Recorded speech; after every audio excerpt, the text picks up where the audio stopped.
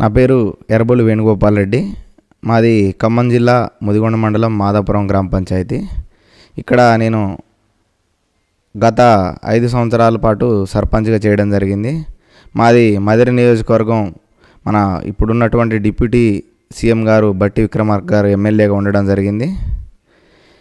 ఈ గడిచిన 5 ఏళ్లలో బీఆర్ఎస్ ప్రభుత్వంలో సర్పంచులు చాలా ఇబ్బందులు ఎదుర్కోవడం జరిగింది. అది అధికార పార్టీ సర్పంచ్లైనా కానీ లేకపోతే ప్రతిపక్ష పార్టీ సర్పంచ్లైనా కూడా చాలా ఇబ్బందులు ఎదుర్కోవడం జరిగింది. అందులో కరోనా రావడం 2 సంవత్సరాలు, అభివృద్ధి అనేది వెనకబడడం, అలాగే బిల్లులు అనేది కూడా మన బీఆర్ఎస్ ప్రభుత్వంలో చాలా బిల్లులన్నిటిని నిలిపివేయడం, పెండింగ్ పడడం, సర్పంచులు లక్షలు పెట్టుబడి పెట్టి చాలా ఇబ్బందులు ఎదుర్కోవడం జరిగింది. కానీ ప్రభుత్వం ఏ మేరకు కూడా కొంత మేరకు కూడా సహకరించే పరిస్థితిలో లేదు. కేవలం గ్రామ పంచాయతీలు నడిచినాయి అంటే అది కేవలం కేంద్ర ప్రభుత్వం నుంచి వచ్చేటువంటి నిధుల వల్లనే ఈరోజు గ్రామ పంచాయతీల మనుగడ అనేది కొనసాగుతూ ఉంది. ఈరోజు చూసుకుంటే ప్రతి వ్యక్తికి 169 రూపాయలు రావాల్సి ఉన్నది గ్రామ పంచాయతీకి ప్రతి నెల. ఆ రోజున గత ముఖ్యమంత్రి కేసీఆర్ గారు కూడా ఏం చెప్పారంటే కేంద్ర ప్రభుత్వానికి సరి సమానమైనటువంటి నిధులు ఇస్తానని చెప్పడం జరిగింది. కానీ అది 1-2 నెలలే సాధ్యమైంది తప్పితే ఆ తర్వాత ఆచరణ కాలేదు. ఏందని అడిగితే, అధికారులను అడిగితే మాదేముంది పైనుంచి వచ్చేది, మాకు సంబంధం లేదని చెప్పడం జరిగింది. కానీ పల్లె ప్రగతి అని పేరిట గ్రామాల అభివృద్ధి చెందింది ఎంత మేరకు తెలియదు. కానీ సర్పంచులు మాత్రం ఆర్థికంగా చాలా ఇబ్బందులు ఎదుర్కోవడం జరిగింది. అది ఎంత సర్పంచులు ఎంత వినిపించినా కూడా పట్టించుకునే పరిస్థితి లేదు. అధికార పార్టీ సర్పంచులు ఉన్నా వాళ్ళేమో అధికార పార్టీలో ఉండి వాళ్ళని నిలదీసే పరిస్థితి లేదు. ప్రతిపక్ష పార్టీలు ఉన్న సర్పంచులు చెప్పినా కూడా దాన్ని ఆలకించే పరిస్థితి లేదు. ఇలా పోతే రానున్న కాలంలో గ్రామ పంచాయతీ వ్యవస్థ నీరు గారిపోయి చాలా వెనకబాటుతనంతో మళ్ళీ ఈ గడిచిన 77 సంవత్సరాల స్వతంత్రంలో రాబోయే ఆగస్టు 15కి 77 సంవత్సరాలు పూర్తి చేసుకొని స్వతంత్రం వచ్చి ఇన్ని సంవత్సరాలు అవుతున్నా కూడా గ్రామ పంచాయతీ వ్యవస్థ ఇంకా వెనకబడిపోవడమే జరుగుతూ ఉంది. అలాగే ఎంపీటీసీ చూసుకున్నట్టయితే అసలు ఎంపీటీసీకి పేరుకు మాత్రమే నామమాత్రంగా ఎంపీటీసీ, ఎంపీపీ, జెడ్పీటీసీ పదవులు అనేవి కేవలం నామమాత్రంగానే ఉండిపోవడం జరిగింది. వాళ్ళకి ఎటువంటి నిధులు 5 సంవత్సరాల కాలంలో వాళ్ళు కేవలం ఒక బిస్కెట్, ఒక ఛాయ్కి మాత్రానికి వాళ్ళ మీటింగ్కి పరిమితం అయిపోవడం జరిగింది. కానీ వాళ్ళకి ఎటువంటిది ఒక నిధులు రూపంలో ₹1 వచ్చిన దాఖలాలు లేవు. వచ్చిన నిధులు కూడా పనులు చేస్తే వచ్చిన అరకొరక 1-2 లక్షలు పనులు చేద్దామన్నా కూడా బిల్లు అయ్యే పరిస్థితి లేదు. ఇప్పుడు చాలామంది ఎంపీటీసీలు చాలా ఘోరమైన పరిస్థితుల్లో ఉన్నారు. వాళ్ళ రోదనలు వినడానికి ప్రభుత్వానికి తీరిక కూడా లేదు. ఆ రోజు కేసీఆర్ గారు ఒక నియంత పరిపాలన చేయడం జరిగింది. ఇప్పుడు సరే జనాలలో మార్పు వచ్చింది. ఇప్పుడు వచ్చిన ప్రభుత్వం, కాంగ్రెస్ ప్రభుత్వం దీనికన్నా భిన్నంగా చేస్తుందేమని అనుకున్నాం. కానీ ఇది కూడా ఆకోవకే చెందిందే విధంగా వెళ్తూ ఉన్నది. మేము చాలా ఖర్చు పెట్టుకొని సర్పంచులు అనేవాళ్ళు సొంతంగా పెట్టుబడి పెట్టి గ్రామ పంచాయతీకి పనులు చేస్తే ఈ రోజున బిల్లులు సంవత్సరాలు వేచి ఉండే పరిస్థితి వస్తూ ఉంది. ఇప్పుడు రేవంత్ రెడ్డి గారి ప్రభుత్వంలో సరే గ్రామ పంచాయతీలకు ఏమైనా నిధులు వస్తాయంటే ఇప్పుడు గ్రామ పంచాయతీలో బ్లీచింగ్ చల్లే పరిస్థితి లేదు. అలాగే దోమల మందు, ఇప్పుడు వర్షాకాలంలో విపరీతమైన దోమలు ఉన్నాయి. దానికి మందు కొడదామన్నా కూడా అసలు ఎటువంటి నిధులు లేకుండా గ్రామ పంచాయతీ ఖాళీగా ఉంది. ఇక పాపం మల్టీపర్పస్ వర్కర్ గ్రామ పంచాయతీ సిబ్బందికి జీతాలు ఇద్దామన్నా కూడా ఇచ్చే పరిస్థితి లేదు. దగ్గర వాళ్ళకి ఒక 5 నెలల కాలం అవుతుంది వాళ్ళకి అసలు జీతాలు రాక. వాళ్ళకు వచ్చేది ₹9,500. వాళ్ళు అంటే ఒక మనిషికి రోజుకి ₹300 కూడా పడే పరిస్థితి లేదు. ఒక మగ మనిషి ₹300 ఇప్పుడున్న ఖర్చులలో, ఇప్పుడున్న పరిస్థితులలో ₹300 పనిచేస్తున్నాడంటే వాళ్ళు ప్రభుత్వం దీన్ని గమనించి వాళ్ళకి ఎట్టి పరిస్థితులలో కూడా నిధులు మంజూరు చేసి వాళ్ళకి జీతాలు ఇచ్చే పరిస్థితి తేవాలని చెప్పి ఈ సభాముఖంగా మేము భారతీయ జనతా పార్టీ తరఫున మేము డిమాండ్ చేయడం జరుగుతూ ఉంది. నేను ఒక సర్పంచ్గా ఇండిపెండెంట్గా గెలవడం జరిగింది. అలాగే మా అమ్మగారు కూడా ఎంపీటీసీగా ఇండిపెండెంట్గా గెలవడం జరిగింది. మా గ్రామ ప్రజలు మాకు ఒక అవకాశం ఇచ్చారు. అభివృద్ధి చేయడం కొరకు, గ్రామాన్ని అభివృద్ధి చేయడం కొరకు ప్రజల కోసం సేవ చేయడం కొరకు ఒక అవకాశం ఇచ్చారు. ఆ అవకాశాన్ని మేము పూర్తిగా సద్వినియోగం చేసుకొని మా శక్తి మేరకు మేము గ్రామ పంచాయతీ పనిచేయడం జరిగింది. అది పనిచేసినామంటే ఇందాకే చెప్పా, భారతీయ జనతా పార్టీ కేంద్ర ప్రభుత్వంలో ఉండి నరేంద్ర మోడీ గారు నేరుగా గ్రామ పంచాయతీలకి నిధులు మంజూరు చేయడం, నిధులు విడుదల చేయడం వల్లనే ఈరోజు గ్రామ పంచాయతీలు మనుగడ అనేది అంతో కొంత ఉంది అని అంటే అది కేవలం కేంద్ర ప్రభుత్వం నరేంద్ర మోడీ గారి చలవే అని సభాముఖంగా మీకు తెలియజేయడం జరుగుతూ ఉంది. గ్రామంలో చూసుకుంటే ఈ రోజున్న రైతు వేదికలు కానీ, శ్మశాన వాటికలు కానీ, పార్కులు కానీ, ఈ డంపింగ్ షెడ్లు కానీ ఇవన్నీ కూడా మొత్తం పూర్తిగా కేంద్ర ప్రభుత్వం నిధుల నుంచే వచ్చినాయి. అంతేగాని రాష్ట్ర ప్రభుత్వం ఏ మేరకు కూడా మాకు అసలు సహాయ సహకారాలు కూడా అందించే పరిస్థితిలో లేదు. ఈరోజు ట్రాక్టర్ నడుస్తూ ఉంది, చెత్త సేకరణ నడుస్తూ ఉంది. స్వచ్ఛ భారత్ అనేది ఒక నరేంద్ర మోడీ గారు తీసుకురావడం, అందులోనే భాగంగా ట్రాక్టర్లు కొనుగోలు చేయడం, అది కూడా కేంద్ర ప్రభుత్వం నిధుల్లో నుంచే కొనుగోలు చేయడం జరిగింది. వాటికి పోస్తున్న డీజిల్ కానీ, దానికి డ్రైవర్ కానీ అన్నీ కూడా పూర్తిగా ఇప్పుడున్న పరిస్థితులలో అయితే మొత్తం కేంద్ర ప్రభుత్వం నుంచే నడుస్తూ ఉంది. రాష్ట్ర ప్రభుత్వం ఏమాత్రం కూడా సహకారం అందించట్లేదు. ఇప్పుడు 8 నెలలుగా వస్తూ ఉంది ప్రభుత్వం ఏర్పడి, ఏమాత్రం కూడా జీరో నిధులు ఈరోజు గ్రామ పంచాయతీలకు వచ్చినాయి అంటే ఒక లక్ష రూపాయలు 70,000 వచ్చాయి. గ్రామ పంచాయతీ 1,70,000 ఎంత వచ్చినాయి ఒక 8 నెలల కాలంలో. రావాల్సింది ఎంత అంటే ప్రతి నెల 4 లక్షల రూపాయలు రావాల్సింది 8 నెలల కాలం అవుతుంది. రేవంత్ రెడ్డి గారు కేసీఆర్ గారిని గ్రామ పంచాయతీలకు నిధులు లేదు, సర్పంచులు ఆత్మహత్యలు చేసుకుంటారని ఆయన పార్లమెంట్లో కానీ ఆయన పీసీసీ అధ్యక్షుడిగా ఉండి చెప్పడం జరిగింది. నేను ముఖ్యమంత్రి అయితే అటువంటి ఇబ్బందులే ఉండవని చెప్పడం జరిగింది. కానీ ఇప్పుడు చూసుకుంటే 8 నెలల కాలంలో 1,70,000 అంటే మీరు అర్థం చేసుకోవాలి ఏ మేరకు గ్రామ పంచాయతీని కాంగ్రెస్ ప్రభుత్వం పట్టించుకుంటుంది అనేది మీరు గమనించాల్సి ఉంది. ఇక రుణమాఫీ పేరిట లేకపోతే ఉచిత బస్సులు, ఉచిత 200 యూనిట్లకి current bill, free current bill, 500 రూపాయలకే గ్యాసు, మహాలక్ష్మి వాళ్ళకి అంటే 18 ఏళ్ళు నిండిన ప్రతి మహిళకి 2,500 ఇస్తామని చెప్పడం జరిగింది. అలాగే 6,000 రూపాయలు వికలాంగులకు 6,000 రూపాయలు పెన్షన్ చేస్తామని చెప్పడం జరిగింది. అలాగే సాధారణ వితంతు పెన్షన్ కానీ సాధారణ పెన్షన్లు 4,000 రూపాయలు చేస్తామని చెప్పడం జరిగింది. కానీ అది మాటలకే పరిమితమైనది తప్పితే చేతలలో ఎక్కడా కూడా నిరూపణ కాలేదు, అది అమలు చేయడం జరగలేదు. ఈరోజు మా సొసైటీ తరఫున 800 మందికి రుణమాఫీ లబ్ధిదారుల లిస్టు పంపితే కేవలం ఆడ అయింది ఎంతమంది అని అంటే 250 నుంచి 300 మందికే రుణమాఫీ జరగడం జరిగింది. అంటే ఒక 30% రుణమాఫీ జరిగింది. అది వీళ్ళు చెప్పుకోవటం ఏంది, ఒకేసారి ఆగస్టు 15 కల్లా 2 లక్షల రూపాయల రుణమాఫీ ఒకేసారి చేస్తామని చెప్పడం జరిగింది. కానీ ఇప్పుడు 3 విడతలుగా చేయడం జరిగింది. ఆగస్టు 15 ఇంకొక 5 రోజులు అయితే ఆగస్టు 15 రానున్నది. కానీ 2 లక్షల రూపాయల రుణమాఫీ చేయడం పూర్తి కాలేదు. అసలు ముందు లక్షలోపు వాళ్ళే చాలామంది ఉన్నారు రైతులు. ఇంకా రైతులకి చాలామందికి రుణమాఫీ కాలేదు. చాలామందికి ఇంకా 1,00,000 రూపాయలలో అయితే చెప్పాల్సిన 1,50,000 వాళ్ళు అయితే చెప్పాల్సిన పని లేదు. ఇక 2 లక్షల రూపాయలకు వచ్చేసరికి ఆ పరిస్థితి ఎట్లుంటుందో తెలియదు. ఇక రైతు భరోసా పట్టాదారుకు 15,000 అన్నాడు. అలాగే కౌలుదారులకు 12,000 రూపాయలు అని చెప్పిండు. కానీ ఈ సంవత్సరం అయితే ఇచ్చే పరిస్థితి అయితే కనపడట్లేదు ఎక్కడా కూడా. వాళ్ళు కొట్టుకోవడమే సరిపోతూ ఉంది. అక్కడ కాంగ్రెస్ ప్రభుత్వం అంటేనే ప్రతి ఒక్కడు నాయకుడు. అందులో ఎవరు కూడా అందరూ ముఖ్యమంత్రులే. అందులో ఇవాళ రేవంత్ రెడ్డి గారు ముఖ్యమంత్రి ఉన్నా కానీ ఆయన నడిచే పరిస్థితులే లేదు.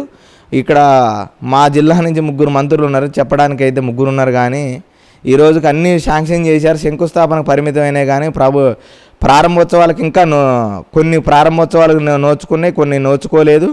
ఏదో నడుస్తున్నాయి పనులు. 3 మంత్రులు ఉన్నారు కానీ ఈరోజు ఖమ్మం జిల్లాకి చేసింది ఏదీ లేదు. ఈరోజు ఉద్యోగాలు అని చెప్పేసి 30,000 ఉద్యోగాలు ఇచ్చినామని చెప్తున్నాడు. గత ప్రభుత్వం నోటిఫికేషన్ విడుదల చేసిన వాటికి వాళ్ళు ఎగ్జామ్ పెడితే ఈయన వాళ్ళకి సర్టిఫికేట్లు ఇవ్వడం జరిగింది, లేకపోతే నియామక పత్రాలు ఇవ్వడం జరిగింది. కానీ కొత్త నోటిఫికేషన్ ఒక్కటి రిలీజ్ కాలేదు. ఈయన ఏం చేసినట్టు అనేది అర్థం కాలేదు. డిఎస్సి పాపం వాళ్ళు ఎంతోమంది విద్యార్థులు కొన్ని సంవత్సరాల పాటు వాళ్ళు ఉద్యోగం కోసం చదువుకుంటూ కోచింగ్ సెంటర్ల చుట్టూ తిరుగుతూ కొద్ది రోజులు గడువియాలి, కొన్ని రోజులు ఎగ్జామ్ని పోస్ట్పోన్ చేయండి అంటే కూడా చేసే పరిస్థితిలో లేరు. ఈరోజు గ్రూప్ 1 కానీ గ్రూప్ 2 కానీ ఈరోజు గత ప్రభుత్వం ఇచ్చిన నోటిఫికేషన్లు ఈయన నడుపుతున్నాడు. కానీ ఈయన చేసింది అయితే ఏం లేదు. ఇక వాళ్ళకే తెలియాలి, వాళ్ళ విజ్ఞతకే వదిలిపెడుతున్నాం అది. ఎందుకనంటే నేను అంత చేస్తా ఇంత చేస్తా ఏదన్నంటే భూత పురాణం ఒకటి ఇలా మొదలు పెడతాడు రేవంత్ రెడ్డి గారు. గత ప్రభుత్వం కేసీఆర్ గారే అంటే ఆయనకి రెట్టింపు, ఈయన ఇంకో 4 ఆకులు ఎక్కువ చదివినట్టున్నాడు. ఈ ప్రజాస్వామ్యంలో మాట్లాడే హక్కు కూడా లేకుండా పోతా ఉంది. ఈరోజు అసెంబ్లీలో చూసుకున్నట్టయితే ఎంతసేపటికి నువ్వు అది చేసినావు, నువ్వు ఇది చేసిన, గత ప్రభుత్వంలో నువ్వు అన్ని అవినీతి చేసినావు అంటుండే, కానీ నేను ఇప్పుడు ఇది చేస్తున్నా అని చెప్పే పరిస్థితి అయితే ఏమాత్రం కనపడట్లేదు. ఎస్సీ వర్గీకరణ నరేంద్ర మోడీ గారు చెప్పడం జరిగింది. ఎస్సీలు చాలా వెనుకబడి ఉన్నారు, అందులోనే చాలా ఉపకులాలు ఉన్నాయి, వాళ్ళు చాలా వెనుకబడి, ఎస్సీలలోనే 2 మాదిగానే 2 కులాలు, ఆ తర్వాత ఎస్సీలలో చాలామంది మాదిగలలోనే 57-58 ఉపకులాలు ఉండడం జరిగింది. వాళ్ళు బీసీల లాగానే మాకు కూడా వర్గీకరణ చేయమని అని ఎప్పటి నుంచో మందకృష్ణ గారు పోరాటం చేయడం జరుగుతూ ఉంది. కాంగ్రెస్ ప్రభుత్వం నుంచే ఆయన ఒక 20 సంవత్సరాలు 30 సంవత్సరాల నుంచే దళితులకి పట్ల బాగా వాళ్ళకి అన్యాయం జరుగుతూ ఉంది. ఎస్సీ వర్గీకరణ చేయమంటే కాంగ్రెస్ ప్రభుత్వం ఏమాత్రం పట్టించుకోలేదు, ఏడ్చిన పరిస్థితులు ఉన్నాయి ఆయన పోయి వచ్చి. కానీ నరేంద్ర మోడీ గారు ఈరోజు దళితుల్ని, ఈరోజు కాంగ్రెస్ ప్రభుత్వం వాళ్ళు గత పార్లమెంట్లో రిజర్వేషన్లు, భారతీయ జనతా పార్టీ వస్తే రిజర్వేషన్లు తీసేస్తుంది ఉంచదు అని చెప్పడం జరిగింది. కానీ ఎవరు ఊహించని విధంగా నరేంద్ర మోడీ గారు ఈరోజు పార్లమెంట్లో బిల్లు పాస్ చేయడం జరిగింది. దాని విధంగానే 7 సభ్యులతో కూడిన సుప్రీంకోర్టు బెంచ్ కూడా ఎస్సీ వర్గీకరణ చేయాలి, అది రాష్ట్ర ప్రభుత్వాలకే అవకాశం ఇస్తున్నాం అని చెప్పడం జరిగింది. ఈరోజు దళితులు కూడా ఎంతోమంది వెనకబాటుతనంతో ఈరోజు ఉద్యోగాలలో కానీ, రాజకీయ పరంగా కానీ, ఆర్థిక పరంగా కానీ చాలా వెనుకబాటుతనంలో ఉన్నారు. అలాంటి తరుణంలో ఈరోజు ఎస్సీ వర్గీకరణ రావడం ఎస్సీలలో ఎంతో అభివృద్ధికి ఇదొక మొదటి మెట్టుగా మనం పేర్కొనాలి. అది నరేంద్ర మోడీ గారికి, భారతీయ జనతా పార్టీ కాదు, నరేంద్ర మోడీ గారు బతికున్నంతకాలం ఎస్సీలు కానీ అందరూ, దేశ ప్రజలందరూ కూడా ఆయనని గుర్తుంచుకోవాల్సిన అవసరం ఉంది. ఎందుకంటే గతంలో వాజ్పేయి గారు ఏ విధంగా అయితే సంస్కరణలు తీసుకొచ్చారో, ఉచితాలు, భారతీయ జనతా పార్టీ అనేది ఉచితాలు ఎవరికి ఇయ్యదు. వాళ్ళు నువ్వు పావలా ఖర్చు పెట్టు, నేను పావలా ఇస్తా, అభివృద్ధి చెందండి అని చెప్తుంది. కానీ ఈ కాంగ్రెస్ ప్రభుత్వం లాగా, టీఆర్ఎస్ ప్రభుత్వం లాగా నేను ఉచితాలు అందిస్తా, మీరు ఇంటికాడనే ఉండండి, ఏం పనులు చేసుకోబాకండి అని చెప్పే పరిస్థితి అయితే భారతీయ జనతా పార్టీలో లేదు. నేను భారతీయ జనతా పార్టీ భావాలు, వాళ్ళ ఆదర్శాలను నేను బాగా ఆకర్షితుడినై నేను భారతీయ జనతా పార్టీలోకి పోవడం జరిగింది. ఈరోజు మీరు చూసుకున్నట్టయితే కాటపల్లి వెంకటరమణారెడ్డి గారు అసెంబ్లీ పాయింట్ వేదికలో కూడా ఆయన చాలా నిరాశగా, అసంతృప్తిగా, నేను అనవసరంగా ఎమ్మెల్యేగా గెలుపొందడం జరిగింది. అసెంబ్లీలో చూసుకుంటే ఒకరినొకళ్ళు తిట్టుకుంటున్నారు, బయటకు వచ్చేమో అందరూ ఒకళ్ళ మీద ఒకళ్ళు చేతులు వేసుకొని తిరుగుతున్నారు. కానీ అభివృద్ధి పట్ల కానీ, ప్రజల పట్ల కానీ మాట్లాడే పరిస్థితి ఈరోజు లేదు. నేను అనవసరంగా ఎమ్మెల్యేని అనే ఒక బాధ, ఆయన రూపాయి పంచకుండా, ₹1 డబ్బులు ఇవ్వకుండా, మందు ఇవ్వకుండా, ఇద్దరు ప్రస్తుత ముఖ్యమంత్రి, గత ముఖ్యమంత్రి మీద గెలిచిండంటే ఆయన ఎంత మంచి పేరు తెచ్చుకున్న వ్యక్తి అయితే మీరు ఆడ గెలవాలి. కానీ అది చూసుకుంటే ఇక్కడ పనులు చేసేది, అభివృద్ధికి నిధులు ఏమైనా మంజూరు చేస్తారా అంటే చేసే పరిస్థితి లేదు. ఎంతసేపటికి వాళ్ళు కాంట్రాక్టులు ఇచ్చుకొని వాళ్ళు బ్రతికే పరిస్థితి ఉంది తప్పితే. ఇక్కడ మాకు ఖమ్మంలో చూసుకుంటే ఒక 4-5 కాంట్రాక్టర్లు అందరూ ఆంధ్ర వాళ్ళే. ఎందుకు మరి ఆంధ్ర వాళ్ళు ఇక్కడ తెలంగాణ రాష్ట్రంలో కాంట్రాక్టర్లు ఎవరు లేరా? మరి ఎందుకు? మన తెలంగాణ ఏర్పడ్డదే ప్రాంతీయ భావంతో ఏర్పడ్డది. ఆంధ్ర వాళ్ళు మన్ని ఎదగనివ్వట్లేదు, అభివృద్ధికి మన్ని ఆమడ దూరంలో ఉంచుతున్నారు. వాళ్ళే నిధులు, నియామకాలు అన్నీ వాళ్ళే తీసుకొని పోతున్నారు. మన సొంత రాష్ట్రం, మన తెలంగాణ ఏర్పడ్డాక మనం సొంతంగా స్వయంగా అభివృద్ధి చెందాలని చెప్పడం జరిగింది. తెలంగాణ కూడా అదే విధంగా ఏర్పడ్డది. కానీ మరి పోతే కేసీఆర్ గారు ఆంధ్ర వాళ్ళకే ఇచ్చారు. ఇప్పుడు వచ్చిన కాంగ్రెస్ ప్రభుత్వం ఏమన్నా కొంచెం మెరుగు ప్రదర్శన ఏమైనా చేస్తుందేమనంటే, మెరుగు పరిపాలన చేస్తుందేమంటే వాళ్ళు కూడా చేసే పరిస్థితి లేదు. మా జిల్లాలో చూసుకుంటే ఒక 5-6 ఇచ్చారు, అంతా ఆంధ్ర వాళ్ళే. ఒక్క ఆయనకో ఇద్దరికో ఇక్కడ తెలంగాణ వాళ్ళకి ఇచ్చారు. ఈ 3 జిల్లాలలో చేసేది మొత్తం కూడా వాళ్ళే. మరి ఎందుకు ఇక్కడ తెలంగాణ వాళ్ళు లేరా? లేదు. మీకు ఏమైనా పెట్టుబడులు పెట్టారా ఎలక్షన్లల్లో? అది మీరు తెలుసుకోవాలి. రాబోయే స్థానిక సంస్థలకి గ్రామ పంచాయతీ సర్పంచ్ కానీ, ఎంపీటీసీ కానీ, జెడ్పీటీసీ కానీ వచ్చే ఎన్నికల గురించి ప్రజలకు నేను ఒకటే చెప్తున్నా, ఎవరు అభివృద్ధి చేస్తున్నారు? మీరు అభ్యర్థి అనేవాడు గెలవటానికి ఏదైనా చేయొచ్చు, ఎన్ని రకాలుగా ప్రలోభాలు ఆయన పెడతాడు. ఆయన గెలవాలి కాబట్టి 100 రకాలుగా ఓటర్లను ఆకర్షించుకుంటాడు. కానీ ప్రజలు మాత్రం గమనించాల్సింది ఏంటంటే, ఎవరు అభివృద్ధి చేస్తున్నారు, మన గ్రామం ఏ విధంగా, నన్ను అభివృద్ధి చేస్తున్నాడా కాదు, ఒక వ్యక్తిని అభివృద్ధి చేస్తున్న వ్యక్తి వాడు ఎప్పుడు కూడా రాజకీయాలకు పనికిరాడు. గ్రామాన్ని అభివృద్ధి చేస్తున్నాడా లేదా, ప్రజలందరికీ అభివృద్ధి చేస్తున్నాడా లేదా, నాకేం పని చేసిండు, నాకు ఈ పని చేయలేదు అనేది ఎప్పుడు మనసులో పెట్టుకోవద్దు. పరిస్థితుల దృష్ట్యా ఒక్కొక్కసారి ఆ పని తప్పు కావచ్చు, ఆ పని చేయలేకపోవచ్చు ఒక వ్యక్తికి. దాన్ని దృష్టిలో పెట్టుకొని నాకు పని చేయలేదు, నేను ఏనమ్మట ఎందుకు ఉండాలి, ఈయనకెందుకు ఓటేయాలనేది మాత్రానికి ప్రజలు ఎప్పుడు కూడా అది దృష్టిలో ఉంచుకోవద్దు. మన గ్రామాన్ని ఏ విధంగా అభివృద్ధి చేస్తున్నాడు, ఎంత మేరకు మనం అభివృద్ధి చెందుతున్నాం, మన గ్రామంలో ఉన్నటువంటి వసతులు, మౌలిక సదుపాయాలు అభివృద్ధి చెందుతున్నాయా లేదా, గతంలో కంటే ఇప్పుడు మెరుగ్గా ఉందా లేదా గతంలో మెరుగ్గా ఉందా, ఇవన్నీ గమనించి ఎప్పుడు కూడా ప్రజలని కష్టాలలో, నష్టాలలో, కష్ట సుఖాలలో పాలు పంచుకునే ఒక అభ్యర్థిని మాత్రమే మీరు గెలిపించుకోండి. ఎల్లవేళలా మీరు ఫోన్ చేసినా కూడా, అర్ధరాత్రి అయినా కూడా స్పందించే ఒక వ్యక్తిని మాత్రం గెలిపించుకోండి. మీరు మంచి వ్యక్తి గెలిస్తే ఊరు అభివృద్ధి చెందిద్ది. ఒక చెడు వ్యక్తి గెలిస్తే అతను అభివృద్ధి చెందుతాడు తప్పితే ఊరిని ఏమాత్రం కూడా అభివృద్ధి చేయడు, సాధ్యం కూడా కాదు. కాబట్టి గ్రామ ప్రజలు కానీ, ఈ రాష్ట్రంలో ఉన్నటువంటి అందరు ప్రజలు కూడా ఒక సర్పంచ్ని గెలిపించాలంటే కనీసానికి ఆయన అర్హతలు ఏంటి, అతను బయటికి పోతే ఏదైనా మాట్లాడగలుగుతాడా, ఒక అధికారి దగ్గరకు పోతే మనకున్న సమస్యని అక్కడ వినిపించి వాళ్ళని మెప్పించగల శక్తి ఉన్నటువంటి వ్యక్తిని గెలిపించుకోండి.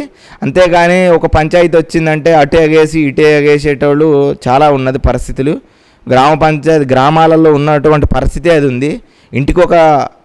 ఇప్పుడైతే కాంగ్రెస్లో అయితే ఇంటికి ఒక నాయకుడు ఉన్నాడు, మా భారతీయ జనతా పార్టీలో అయితే అటువంటి పరిస్థితి లేదు. అందరం కలిసికట్టుగా పనిచేసుకుంటున్నాం. కాబట్టి గ్రామ ప్రజలందరూ కూడా గమనించాల్సింది ఏంటంటే, మంచి వ్యక్తిని గెలిపించండి, మీరు అభివృద్ధి చెందండి, గ్రామాన్ని అభివృద్ధి పరచండి.